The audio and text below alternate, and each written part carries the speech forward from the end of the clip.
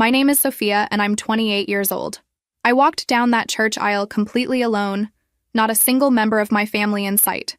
The beautiful bouquet in my hands shook slightly as I realized the man I'd begged to walk me down the aisle had decided I wasn't worth the 3-hour drive. My sisters had texted that morning saying my wedding to a waiter was embarrassing to our family name. I stopped halfway down the aisle, looked at my groom Daniel waiting at the altar with tears in his eyes, and made the conscious decision to smile. If my family thought I wasn't worth their time, I'd prove I didn't need their approval. The pastor asked who gives this woman, and Daniel stepped forward.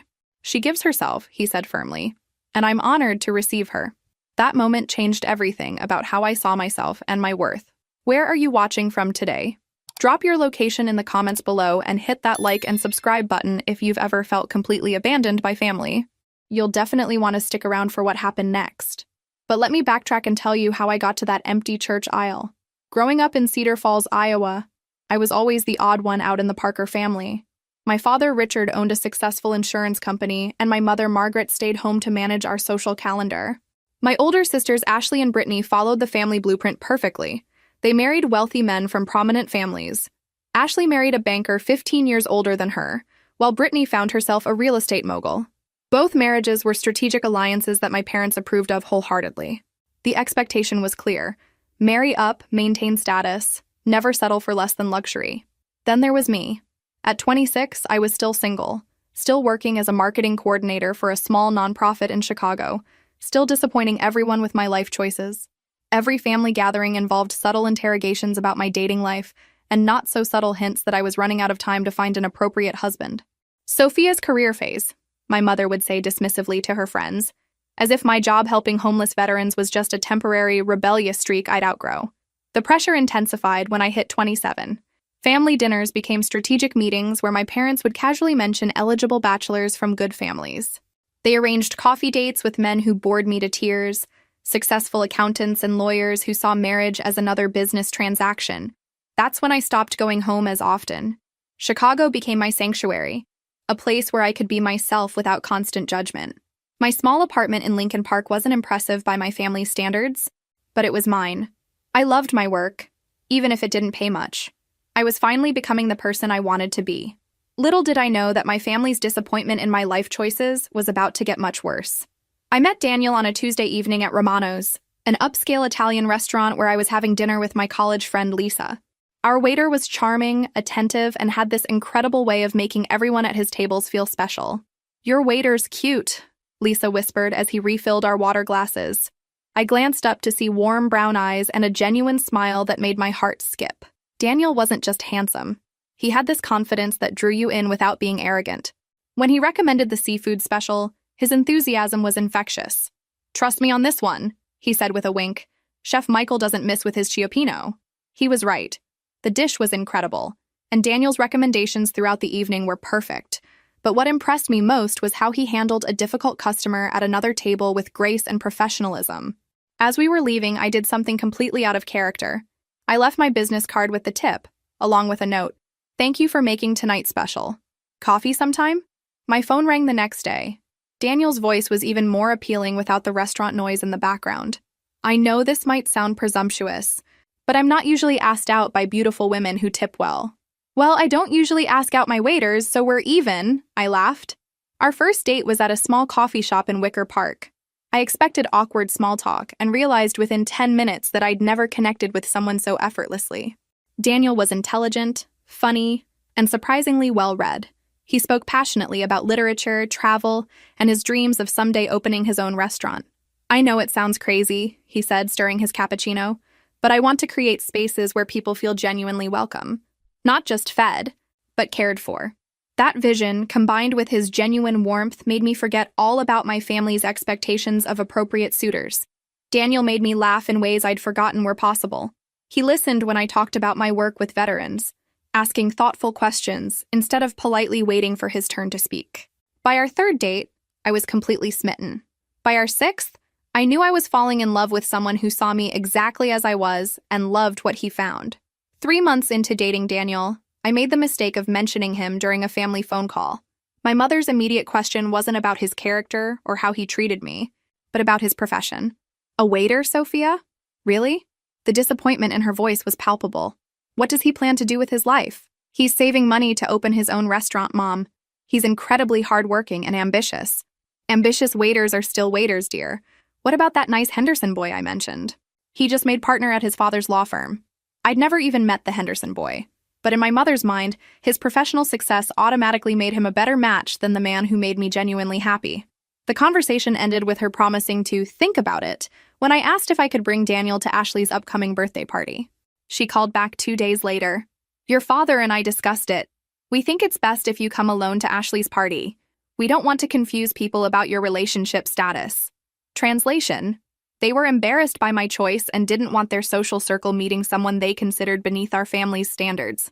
I went to the party alone, enduring sympathetic looks from relatives who assumed I was still single and couldn't manage to find an appropriate husband. Ashley pulled me aside during dessert. Mom told me about your waiter boyfriend. Sophia, you can't be serious about this. His name is Daniel, and yes, I'm serious about him. But what's his family like? What's his background? You can't just throw away everything Dad built for us. Everything Dad built for us. As if our family's financial success somehow obligated me to marry within a certain tax bracket. I left the party early, frustrated and hurt by their inability to see past Daniel's job title. Daniel noticed my mood when I got home. Instead of pressing for details, he made us hot chocolate and put on our favorite movie. It wasn't until I was curled up against his chest that I realized something profound. This was what love actually felt like. Not the strategic partnerships my sisters had, but genuine care and comfort. My family doesn't think you're good enough for me, I said quietly. He was silent for a moment, then kissed the top of my head. Maybe I'm not, but I'm going to spend every day trying to be worthy of you. That response made me love him even more, though I didn't tell him that yet. Have you ever felt caught between your family's expectations and your own happiness? Let me know in the comments how you handled that impossible choice. 8 months later, Daniel proposed during a weekend trip to Wisconsin. We were hiking through Devil's Lake State Park when he stopped at a scenic overlook, dropped to one knee, and pulled out a simple but beautiful solitaire ring. Sophia Parker, you've changed everything about how I see my future. Will you marry me and let me spend the rest of my life making you as happy as you've made me? Through tears of joy, I said yes. The ring was perfect, elegant without being ostentatious, exactly what I would have chosen for myself. As he slipped it onto my finger, I felt complete in a way I'd never experienced. The drive back to Chicago was filled with excited planning. We decided on a small ceremony in 6 months, just family and close friends. Daniel suggested Romano's for the reception, where we'd first met, which seemed wonderfully romantic. I called my parents that evening, expecting them to share our excitement. My mother's response was immediately deflating. Engaged? Sophia, are you sure you've thought this through? You barely know this young man. I've been dating him for 8 months. Mom, I know him better than Ashley knew Brad when they got engaged after 4 months. That was different. Brad's family has been in our social circle for years. We knew exactly what Ashley was getting into. My father took the phone. Sweetheart, we just want you to be practical. Have you discussed finances? Career plans? What if this restaurant dream doesn't work out? Their concerns weren't about my happiness or compatibility with Daniel, but about his earning potential and social status. I ended the call promising to bring Daniel home soon so they could get to know him properly. That visit was a disaster. Daniel drove up to Cedar Falls on a Saturday morning, nervous but determined to make a good impression. He'd bought flowers for my mother and researched my father's insurance business to find common ground for conversation. My parents were polite but cold. Every question felt like an interrogation designed to highlight Daniel's humble background. When he mentioned growing up in a single-parent household, my mother's expression showed thinly veiled disapproval. "And your mother's profession?" she asked. "She's a nurse at Methodist Hospital. She worked double shifts to put me through college." The admiration in Daniel's voice when he spoke about his mother's sacrifices was beautiful to me, but I could see my parents cataloging this information as another mark against him. Dinner was even worse. My sisters and their husbands joined us, turning the meal into a passive-aggressive showcase of appropriate relationships. Brad discussed his latest investment opportunities while Ashley nodded adoringly. Mark detailed his real estate developments while Brittany played the perfect supportive wife. Meanwhile, Daniel answered increasingly pointed questions about his long-term career aspirations and financial planning strategies with grace and honesty that made me proud and furious simultaneously. The final blow came during wedding planning. I'd naively hoped that once my family saw how serious Daniel and I were, they'd warm up to him. Instead, their resistance intensified. "We need to discuss the guest list," my mother said during a lunch meeting I'd requested to plan details. "Your father's concerned about mixing social circles." "What does that mean exactly?" "Well, Daniel's family and friends might not be comfortable with some of our guests. We don't want anyone to feel out of place." The suggestion was clear. Daniel's people weren't sophisticated enough to mingle with the Parker family social circle. When I pushed back, my mother sighed dramatically. "Sophia, we're trying to help you avoid embarrassment. A successful wedding requires careful planning, not just good intentions." "Successful wedding? Mom, it's about Daniel and me promising to love each other forever. The rest is just party planning." That's exactly the kind of naive thinking that concerns us. 2 weeks before the wedding, the situation reached a breaking point. I called to confirm transportation arrangements for my family, only to learn that none of them had actually planned to attend. "I thought we discussed this," my mother said when I called in a panic. "Your father can't take time away from the business right now, and the girls have prior commitments." "Prior commitments? It's my wedding." "Sophia, we've made our feelings clear about this marriage. We can't in good conscience celebrate a decision we believe you'll regret." I was speechless. My own family was boycotting my wedding because they disapproved of my choice in husband. The cruelty was breathtaking. But what hurt most was their certainty that they knew better than I did about my own happiness. "What about walking me down the aisle?" I asked my father directly when he took the phone. "Honey, if no one else is going, it doesn't make sense for me to drive all that way alone." "You understand." No, I didn't understand. I didn't understand how the man who'd taught me to ride a bike and helped with math homework could find my wedding day not worth a 3-hour drive. I didn't understand how the women who'd spent years planning their own elaborate weddings could skip mine entirely. That night, I cried in Daniel's arms until I had no tears left. He held me silently, letting me grieve the family support I desperately wanted but would never receive. "We could postpone," he offered quietly. "Give them more time to come around." "No," I said firmly. "I'm not putting my life on hold waiting for them to approve of my choices. We're getting married as planned, with or without them." And that's how I ended up walking down that aisle alone, my wedding dress trailing behind me as every step carried me away from my family's expectations and toward my new life. The small church was filled with Daniel's family and our friends, people who genuinely wanted to celebrate our love. Daniel's mother, Maria, had tears streaming down her face as she watched me approach. His sister, Rosa, gave me an encouraging nod. Our friends from Chicago cheered softly when Daniel stepped forward to meet me halfway down the aisle. The ceremony was beautiful and intimate.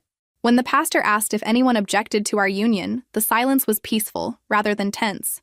No one there had any doubts about our love or commitment. During our vows, Daniel promised to be the family I deserved, and I promised to build a life with him based on mutual respect rather than social expectations. When we kissed as husband and wife, the small congregation erupted in genuine joy. The reception at Romano's was perfect. Daniel's chef friend had created an incredible meal, and our friends filled the private dining room with laughter and celebration. For the first time in months, I felt completely happy and at peace with my decision. We honeymooned in Tuscany for 2 weeks, staying in small family-run hotels and eating at local restaurants where Daniel charmed the owners with his enthusiasm for their craft. He was in his element, and watching him discover new flavors and techniques filled me with excitement for our future together. It wasn't until we returned to Chicago that I learned my family had seen our wedding photos on social media. The pictures Daniel's sister had posted showed our beautiful ceremony, our glowing happiness, and most importantly, the intimate setting of Romano's. What my family didn't know was that Romano's wasn't just where we'd met and fallen in love. It was also the flagship restaurant of Castellano Restaurant Group, a company that owned over 40 establishments across the Midwest. And Daniel wasn't just a waiter who dreamed of opening his own restaurant someday. He was Daniel Castellano, heir to the family empire, who'd insisted on starting at the bottom to truly understand every aspect of the business. My phone started ringing the morning after we returned from Italy. It was my mother, and for the first time in months, her voice carried a tone I'd never heard before, panic mixed with newfound respect. "Sophia, darling, we need to talk." The woman who'd found my husband not worth attending our wedding suddenly wanted a conversation. I couldn't help but smile as I considered whether she was worth my time. The tables had turned in the most satisfying way possible, and my family was about to learn exactly what they'd missed by judging someone based on appearances rather than character. I let my mother's call go to voicemail, then the second one, and the third.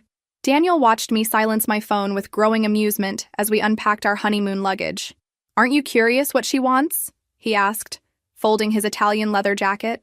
Oh, I know exactly what she wants, I replied, holding up a text from Ashley that read, "Call mom immediately. Family emergency." Apparently, there's a family emergency that coincidentally started the moment they realized who you really are. Daniel laughed. That rich sound I'd fallen in love with at Romano's. Should I be insulted that they think marrying me constitutes an emergency? Only if you're insulted by people who measure worth by bank account balances, I said, finally listening to my mother's increasingly frantic voicemails. Message 1. Sophia, darling, call me back. We need to discuss some family matters. Message 2. Sophia, your father wants to speak with you about Daniel's situation. Message 3.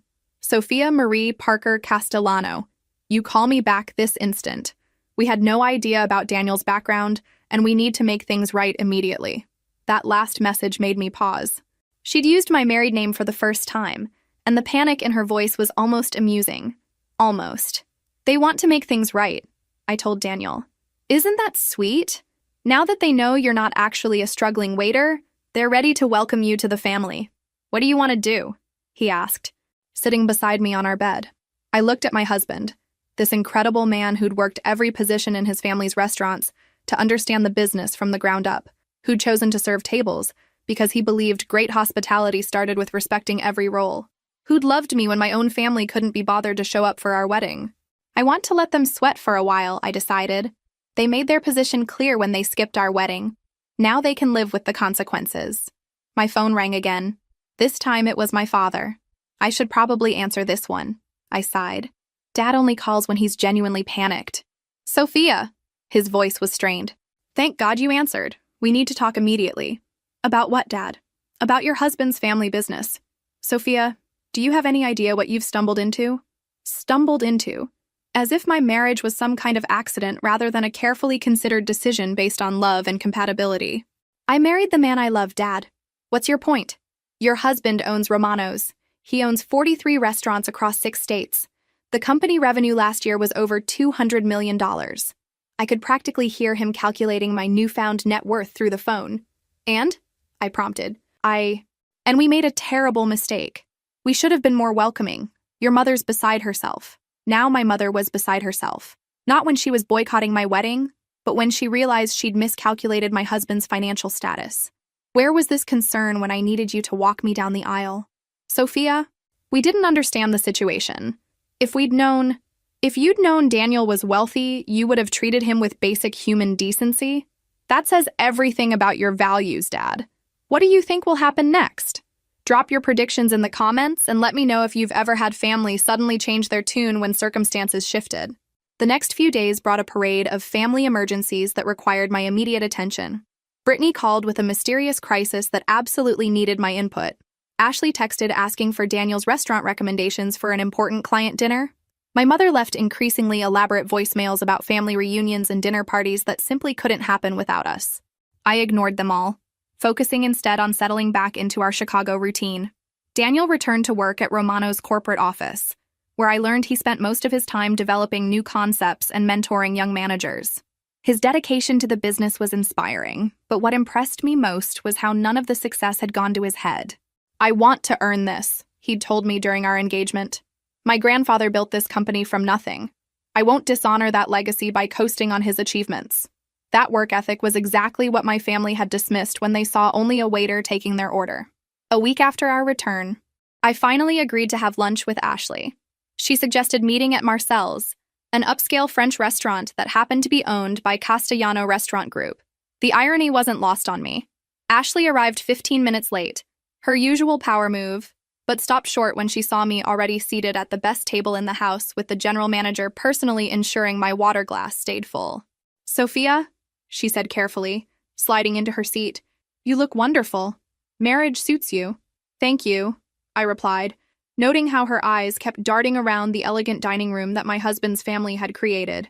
I wanted to apologize, she continued, for missing your wedding. The timing was just impossible with Brad's work schedule. Brad's work schedule, I repeated flatly. At First National Bank?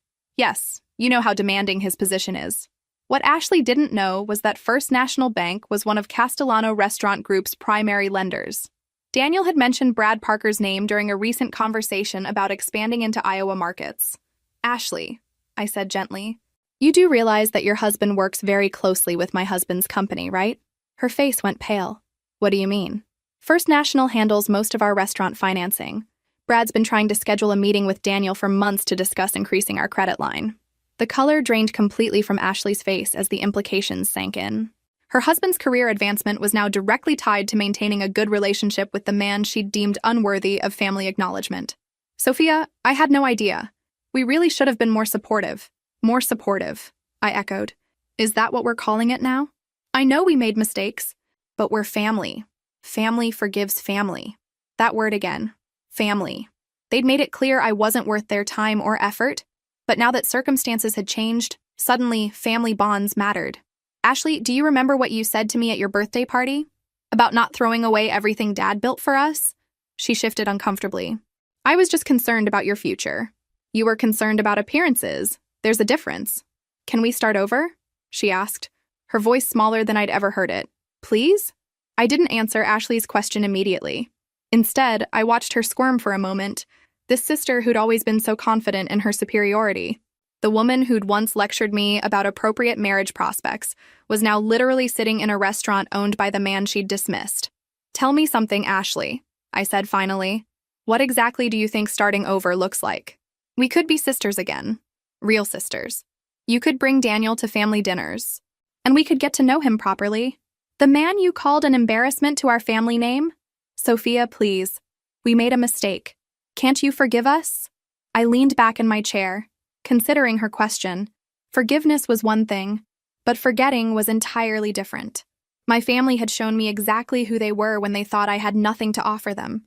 Here's what's going to happen, I said calmly. You're going to go home and tell Mom and Dad that Daniel and I will consider attending the next family gathering. But there will be conditions. Ashley's relief was visible. Of course, whatever you need. First, there will be no mention of our previous disagreements. No awkward apologies or explanations to other family members about why you all missed my wedding. Done. Second, Daniel will be treated with the same respect you show Brad and Mark. No condescending questions about his background or future plans. Absolutely. Third, I paused for effect. You're going to tell me exactly how Brad's promotion prospects are tied to his ability to maintain good relationships with his bank's major clients. Ashley's face crumpled. Sophia, you can't possibly... I'm not threatening anything, I said smoothly. I'm simply suggesting that Brad might want to reconsider any past comments about my husband's suitability as a family member. The power shift was complete, and we both knew it. Ashley had spent years looking down on me from her position as the successful sister who'd married well. Now she was realizing that her definition of marrying well had been embarrassingly narrow. Sophia, I'm truly sorry.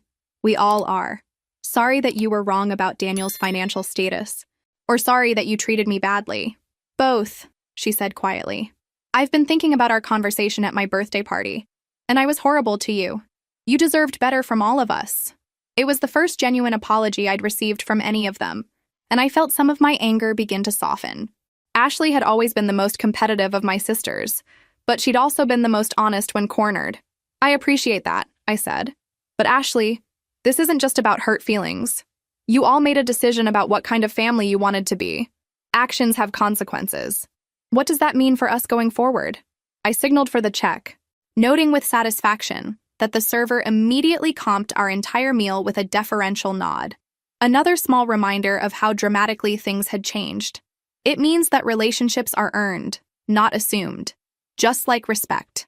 2 weeks later, my parents invited us to a small family dinner that turned out to include not just my sisters and their husbands, but several family friends who happened to own businesses that could benefit from connections to Castellano Restaurant Group. I should have expected it, really. My parents never did anything without calculating the potential networking opportunities. Daniel and I arrived fashionably on time to find my father holding court in the living room, regaling guests with stories about his successful daughter and her accomplished husband, the same daughter he'd been too busy to walk down the aisle just a month earlier.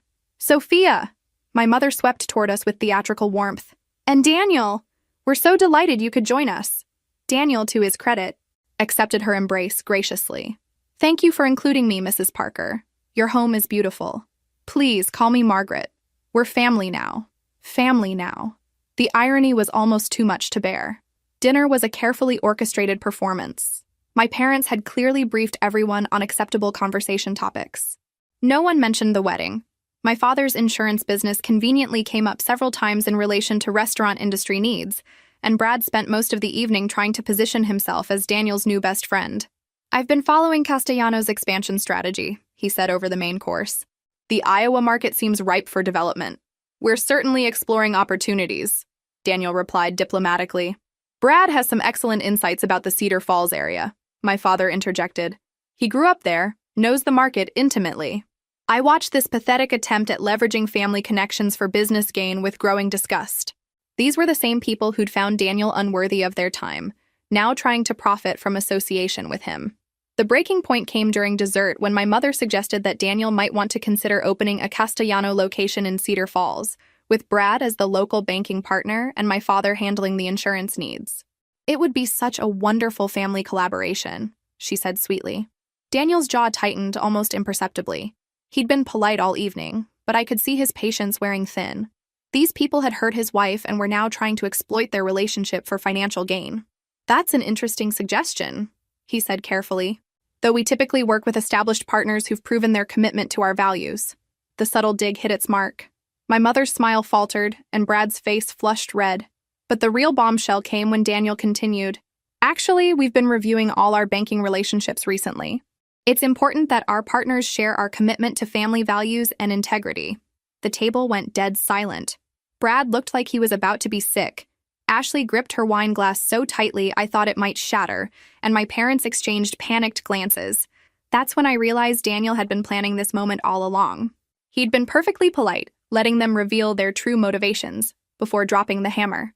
"Of course," Daniel added with a smile that didn't reach his eyes, "we always prioritize loyalty and consistency in our business relationships.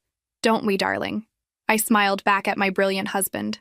"Absolutely. We believe actions speak louder than words." The ride home was quiet until we'd driven several blocks. Then Daniel and I both burst into laughter at the same time. "Did you see Brad's face when you mentioned reviewing banking relationships?" I gasped between giggles. "I thought your father was going to choke on his tiramisu," Daniel replied, still chuckling. Though I have to admit, I felt a little bad for Ashley. She seemed genuinely remorseful.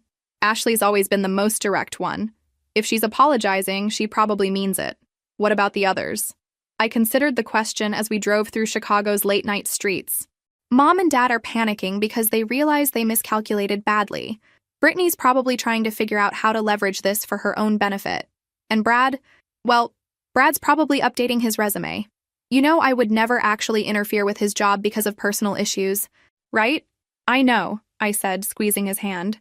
"But they don't know that. And frankly, after the way they treated us, a little uncertainty seems like appropriate payback. So what's our long-term strategy here? Do we want a relationship with your family or not?" It was a fair question, and one I'd been wrestling with since Ashley's lunch apology. Part of me wanted to cut them off completely, to build a life with Daniel that didn't include people who'd shown their true colors so clearly. But another part of me still remembered the good times, the family traditions that had shaped me, the possibility that people could genuinely change. "I think we give them a chance to prove they've learned something," I said finally. "But we don't make it easy for them." "What does that look like?" "Boundaries, clear expectations, and consequences when they inevitably test those boundaries." Daniel nodded thoughtfully. "Your family, your rules, I'll follow your lead." "Actually," I said, an idea forming, "I think it's time they learned that actions really do have consequences. Remember how you mentioned Castellano was looking for a location for the new farm-to-table concept? The sustainable dining project? Yeah, we're scouting locations in several markets. Well, Cedar Falls has been lobbying for more upscale dining options. The city council's been offering tax incentives for the right kind of development." Daniel caught on immediately. "And if we were to open there, we'd need local banking and insurance partners?" "Exactly. Partners who understand the importance of family loyalty and treating people with respect regardless of their perceived status." "You're devious," Daniel said admiringly. "I love it. They want to benefit from our success? Fine. But they're going to earn it the hard way by proving they've actually changed their values, not just their opinion of you. And if they can't prove that, then they'll learn that burning bridges has consequences. Sometimes the person you dismiss today becomes the person whose approval you need tomorrow." We pulled into our parking garage, and I felt a sense of satisfaction I hadn't experienced in months. For the first time since childhood, I held all the cards in my relationship with my family. They needed something from me, and I was going to make sure they understood exactly what that meant. My phone buzzed with a text from my mother. From, "Wonderful evening. Let's plan another dinner soon." I showed the message to Daniel, who shook his head in amazement. "Ready for round 2?" he asked. "Bring it on," I replied. They have no idea what they're dealing with now. 6 months later, I stood in the private dining room of Castellano Cedar Falls, watching my family navigate the most uncomfortable dinner of their lives. The restaurant's grand opening had been a massive success, and tonight's family celebration was the culmination of everything that had transpired since our wedding. Brad had spent those 6 months proving his worth as our banking partner, working overtime to demonstrate his reliability and discretion. Ashley had genuinely tried to rebuild our relationship, calling regularly and even visiting Chicago to spend time with Daniel and me without any obvious ulterior motives. My parents had been forced to compete for the insurance contract against 3 other firms, ultimately winning based on merit rather than family connections. The process had been humbling for my father, who'd never had to justify his qualifications to his own daughter before. Brittany and Mark had struggled the most with the new dynamic. Mark's real estate company had lost out on the Cedar Falls project to a firm that better understood sustainable development principles. Brittany had made several transparent attempts to position herself as our local social coordinator, all of which I'd politely declined. "This is incredible, Sophia," Ashley said, admiring the restaurant's design. "Daniel's vision is amazing." "Thank you," I replied, noting that she'd learned to include me when praising the business rather than directing all her comments to Daniel. "The sustainable farming partnerships are brilliant," Brad added. "I've been telling other clients about the model." Daniel smiled politely. "We're proud of what we've built here. It's taken a lot of hard work and cooperation from everyone involved." The emphasis on cooperation wasn't lost on anyone at the table. My mother raised her wine glass. "I'd like to propose a toast to Sophia and Daniel, and to the importance of family supporting family." I nearly choked on my drink. The audacity was breathtaking, but I'd learned to expect nothing less from her. "To family," I agreed, raising my own glass, "and to learning from our mistakes." The toast was awkward, but it marked a turning point. We'd never go back to the naive relationships of my childhood, but we'd found a new equilibrium based on mutual respect rather than assumed obligation. Later, as we walked through downtown Cedar Falls, Daniel and I reflected on the strange journey that had brought us here. "Any regrets?" he asked, taking my hand. "About marrying you? Never. About how we handled my family? Not one. Even though it's been so complicated? Daniel, they needed to learn that love isn't conditional on social status or financial success. The fact that it took them 6 months to figure that out says everything about who they really are. And now they know that I'm not the same person who used to beg for their approval. I'm your wife, your partner, and someone who won't tolerate being treated as less than I'm worth." We paused in front of the restaurant, looking up at the elegant Castellano sign that had transformed Cedar Falls' dining scene. Inside, our families were probably still navigating the careful conversations that had become our new normal. "You know what the best part is?" I said. "What's that?" "They think this is about them finally accepting you. But really, it's about me finally accepting myself." Daniel kissed me under the streetlight, and I felt the same rush of happiness I'd experienced walking down that empty church aisle. I'd chosen love over expectation, respect over status, and authenticity over approval. If this story resonated with you, make sure to like and subscribe for more stories about finding your worth when others can't see it. Remember that the people who truly love you will celebrate your happiness regardless of the package it comes in. Sometimes the best revenge is simply living well and letting others realize what they almost missed out on. In the end, my family didn't reject Daniel because he wasn't good enough for me. They rejected him because they weren't good enough for us. And that, as it turned out, was the most valuable lesson of all.